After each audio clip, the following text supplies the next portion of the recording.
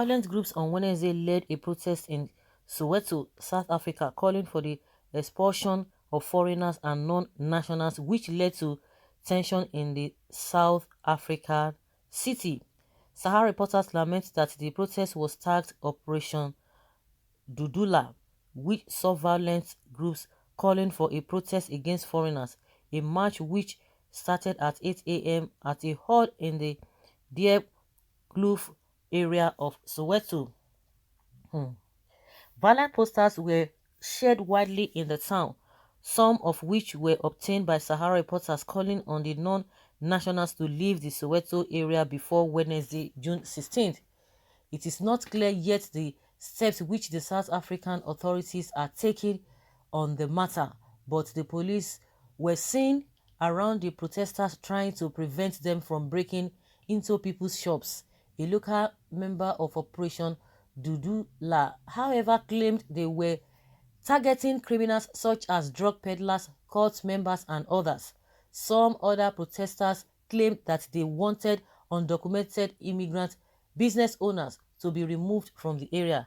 Soweto is South Africa's largest and most influential township, from where large xenophobic attacks originated in previous years.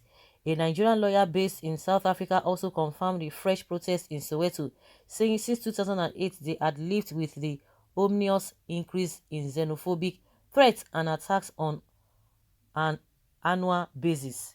He said this recent incident under discussion is not an isolated incident, but one of the many ugly manifestations of xenophobia.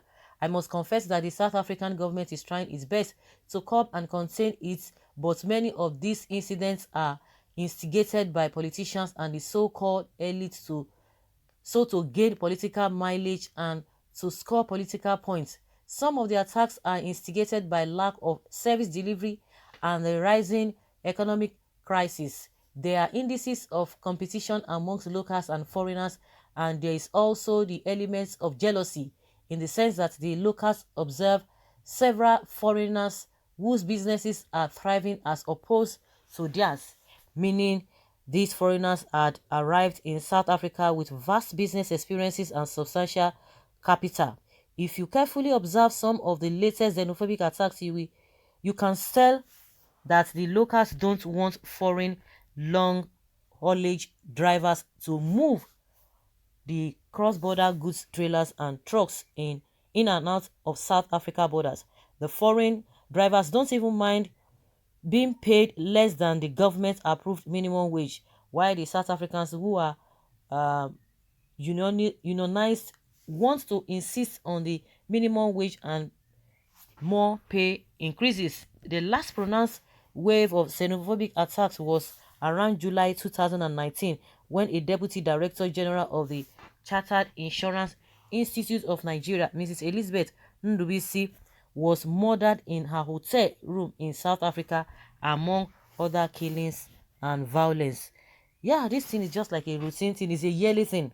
I'm sure the reason why it didn't happen last year, maybe because of a COVID-19, because it's always, around this time or so, because of COVID-19. Why? That's why it didn't really happen.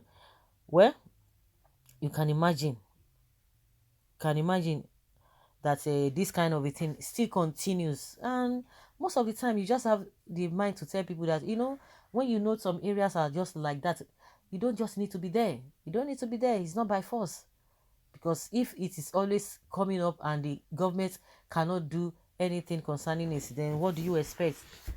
The government will always be handicapped. And they cannot control these people. A lot of factors are really the reasons why all these things really happen. But like for Nigerians, you know that when you talk about xenophobic, Nigerians are the ones that will bear the brunt more, because there are many compared to other African countries. Nigeria is always topping the chart. They are always the center of it all, the center of attraction when it comes to this xenophobic. They will be they are the ones that are mostly affected. So people have said, stop going to that place. It's not by force. Some people say, oh, that is where I have been. Oh, where will I start from? Where will I do this and that? A lot of people came back 2019 and they are living their best life. If they had died there, what would have happened? But it's better to be in a place where at least your life will be a bit secure. We can't even say the same thing, to what is happening now in Nigeria. But this one is just getting too much, because every year you begin to like, oh, maybe they will start with something. You just be afraid. You are not even comfortable. You are not even, just having your peace of mind, because anything could happen at any time. Why would they dehumanize, chase, and kill us when we enslave and kill ourselves in our own country? An irony of what is happening somewhere in Nigeria, but with different theme. The Buhari administration will not do anything. Forget, don't just go there. Even the one that happened last, what did he do? He did nothing. He will not do anything about it. Even what is happening in your own country, is he doing anything? Because it is mostly Igbos that reside there. A Biafran government will be many times more efficient in restoring this situation than the rotten giants called Nigeria. If Nigeria was a working country, we shouldn't have been having these issues repeatedly. South Africa has major business in Nigeria, but still our citizens wouldn't allow our ass to rest. Even the government is not ready to do much about it, solely because majority of those business owners in diaspora are Southeasterners, so they can't do anything. I remember when Chad almost finished Boko Haram and the reactions the government gave. Even the APC government is building raid to Chad. I guess we all know what that means. One thing is that even in the country, you should know that that is what we have, what has been happening, because Buhari will not do anything. Do you know even the worst part of it that Buhari did when that thing was happening? I was just like, this man supposed to go that to that place. If not that the Oyema, the air peace line that evacuated a lot of people, Nigeria wouldn't have done anything. And it was when Buhari was ready, he now went there after 1 month or so.